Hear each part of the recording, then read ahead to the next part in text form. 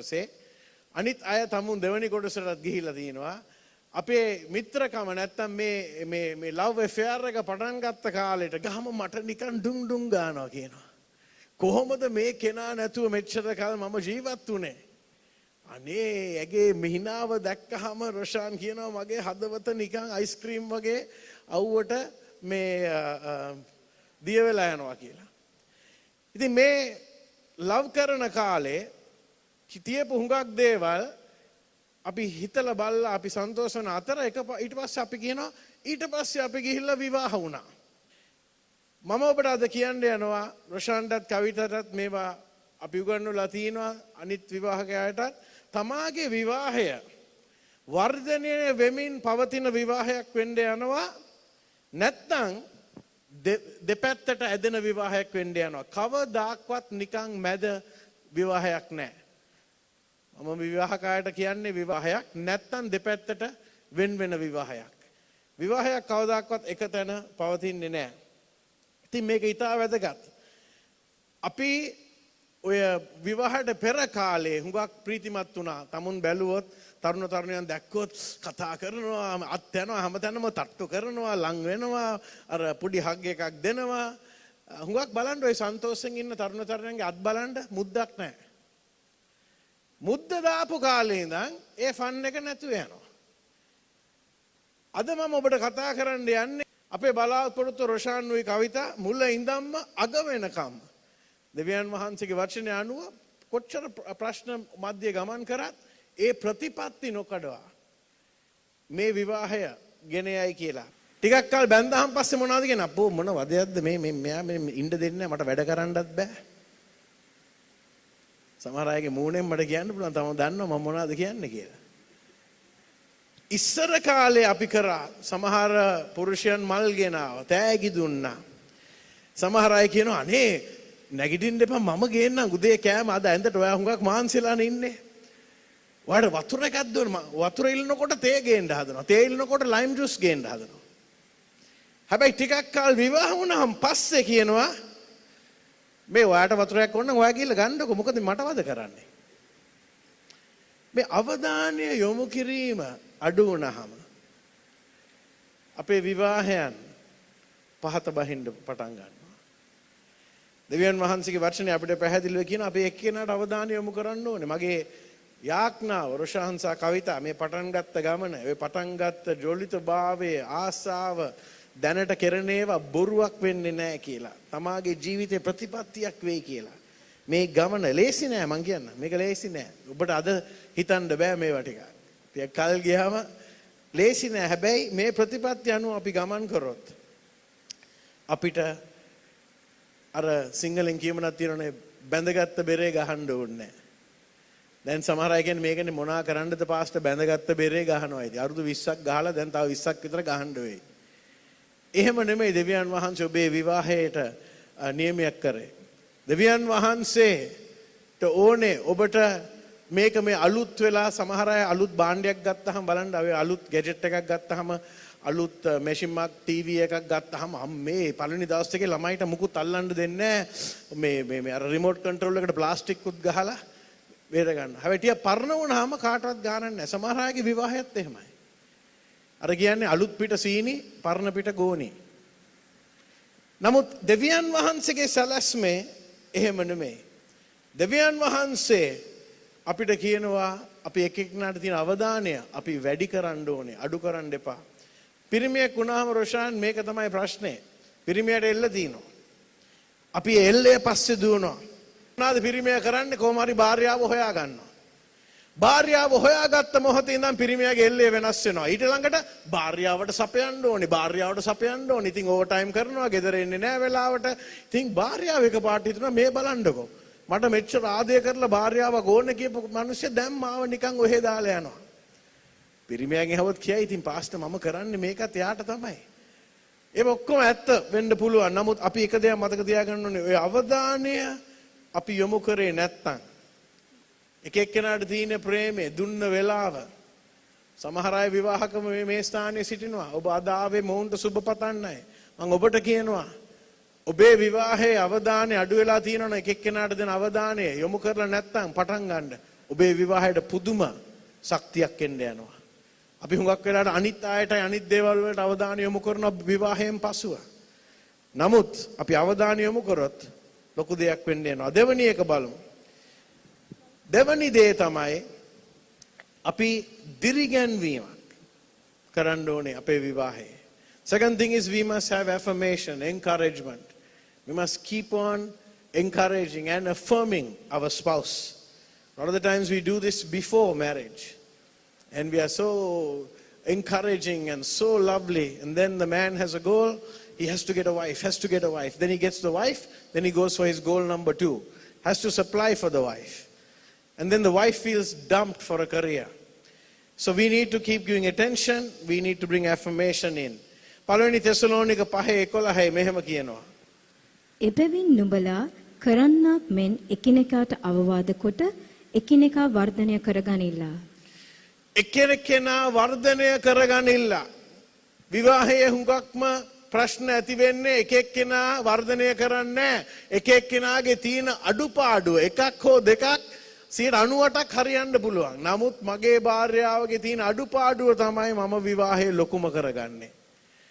බයිබලයේ කියනවා නෑ එක එක්කෙනා ශක්තිමත් කරගන්න. අඩුපාඩු අපි දන්නවා හුඟක් වෙලාවට. අපිටව කියලා වැඩක් නෑ. නේද? නමුත් අපි එක එක්කෙනාව දිරිමත් කරොත් අපේ විවාහේ අපි ශක්තිමත් කරොත් ලොකු වෙනසක් ඇති වෙන්න යනවා. මතක තබා ගන්න ඕනේ. ඔබ ප්‍රේමය ඔබ හැඟීම් ඇති වුණේ ඔබේ ජීවිතේ. ඔබ ඒ කෙනා දිහා බලලා ඒ කෙනා ගැන සන්තෝෂ වුණා ඒ කෙනාගේ ගුණාංග දැකලා. ඒ කෙනාගේ ගුණාංග තමයි දැක්කා. We normally fall in love with people who admire us. අපි දිහා බලලා අපි ගැන හොඳ හිතන අය නැත්නම් අපිට අපි වර්ණනා කරන අය තමයි අපි අපේ ප්‍රේමය දක්වන්න සූදානම් වෙන්නේ. නමුත් විවාහයෙන් පස්සේ මේ දිරිගැන්වීම නතර වෙනවා. මම කියමනක් ඇහුවා තමාගේ භාර්යාවට රැජිනක් වගේ සලකන්න. එවිට ඈ ඔබව රජෙක් වගේ සලකයි. පැහැදිලිද ඒක? තමාගේ භාර්යාවට රැජිනක් වගේ සලකන්න එවිට ඈ ඔබට රජෙක් වගේ සලකයි.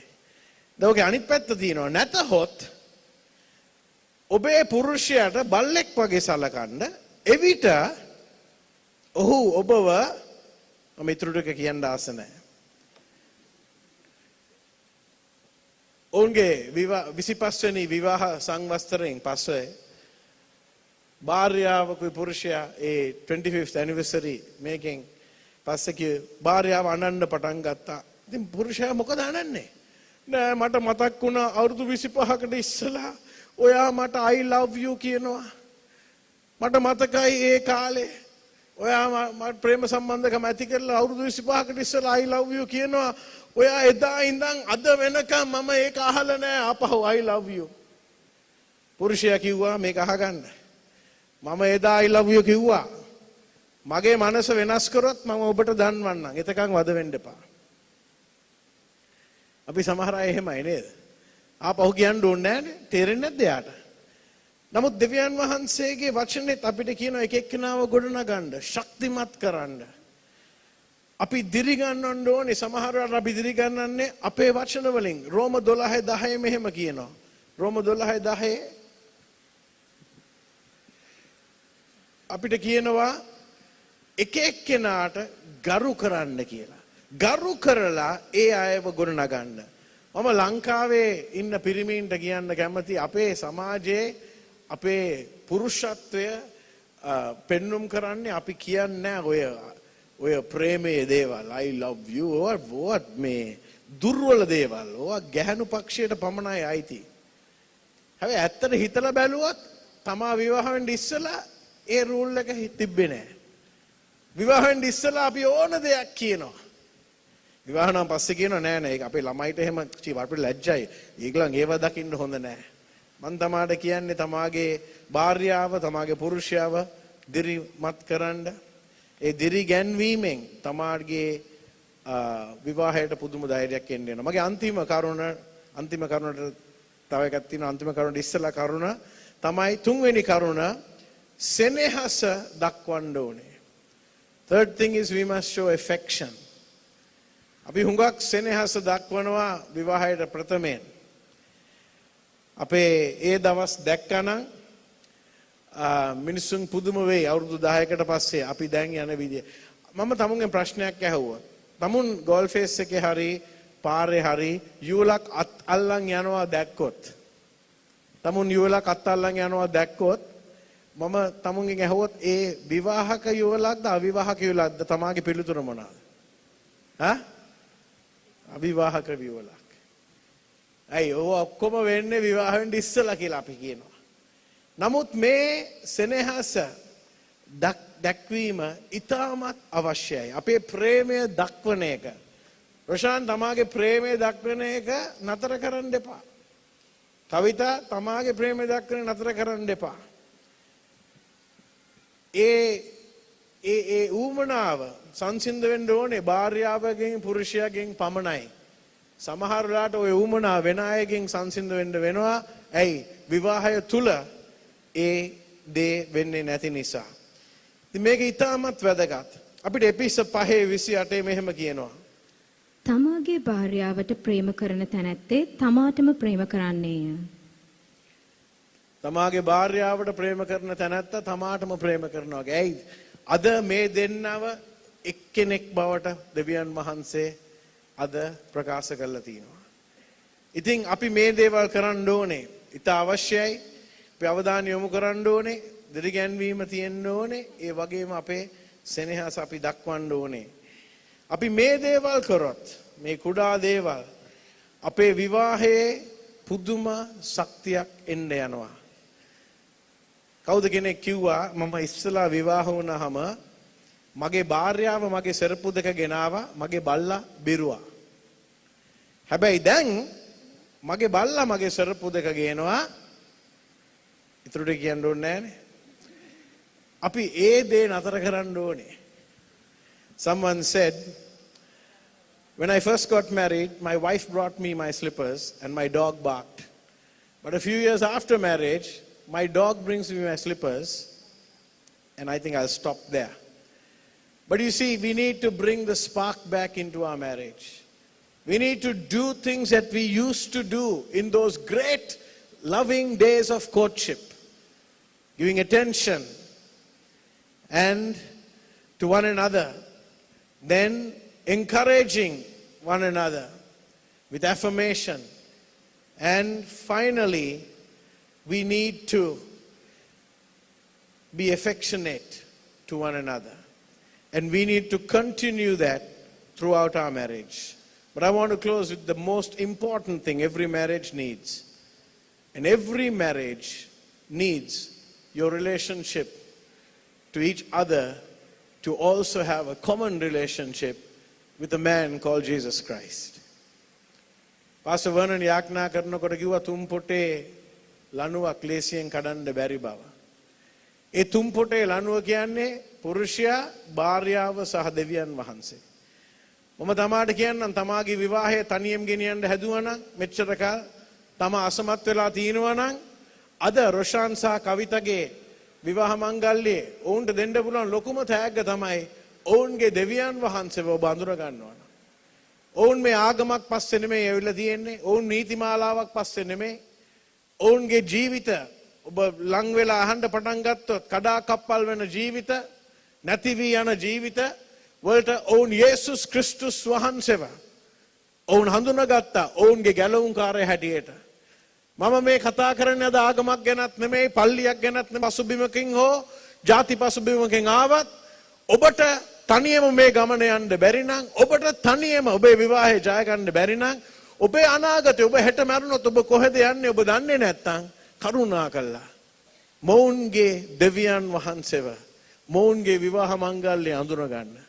යේසුස් වහන්සේට එක ඉඩ ප්‍රස්තාවක් දෙන්න ඔබේ ජීවිතයට ඇවිල්ලා ඔබේ පසුබිමේ පාප කල්වාරි කුරුසේ සැලූ ලේවලින් මුළු මනින්ම මකා දමලා සෝදලා ඔබට අලුත් පටන් ගන්නක් දෙන්න. යේසුස් වහන්සේ ඔබේ ජීවිතයට ආවොත් ඔබේ විවාහයටත් එන්න යනවා. විවාහයට ආපුවම පස්සේ ඔබ තනියම මේ ගමන යන්නේ නැහැ. මේ තුම් පොටේ ලනුව ශක්තිමත් ලනුව. ඒක ලේසියෙන් කඩන්න බෑ. දෙවියන් වහන්සේට පුළුවන් ඔබේ ජීවිතේ අලුත් දෙයක් කරන්න.